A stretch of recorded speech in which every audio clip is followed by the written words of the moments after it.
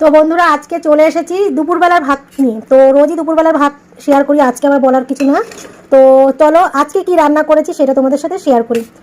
প্রথমে একটুখানি উল্টোপাল্টা বললাম, তো একটুখানি বুঝে নিও।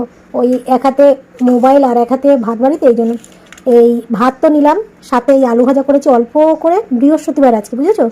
তো পুজো করে আজকে রান্না করলাম। আর যেটা মেন রেসিপি করেছি দেখো, খুব পাতলা করে হাঁসের ডিম। গরমে কেউ হাঁসের ডিম খায়? আমার ছেলে কিন্তু গরমেও হাঁসের ডিম খায়।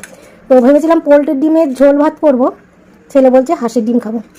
তো বাজার থেকে ওই নিয়ে আসলো হাঁসের ডিম। ঝোলটা আমি পরে আবার নেবো, আর নয়তো পুরো ছড়িয়ে যাবে, আমি আলু ভাজা দিয়ে খেতে পারবো না। তো এইভাবে থাক, এক সাইড এইভাবেই থাক। তো হাঁসের ডিম করেছি পাতলা করে, আর সাথে একটুখানি পেঁয়াজ শসা কেটে নিলাম। তো চলো, এই হলো আজকের রেসিপি।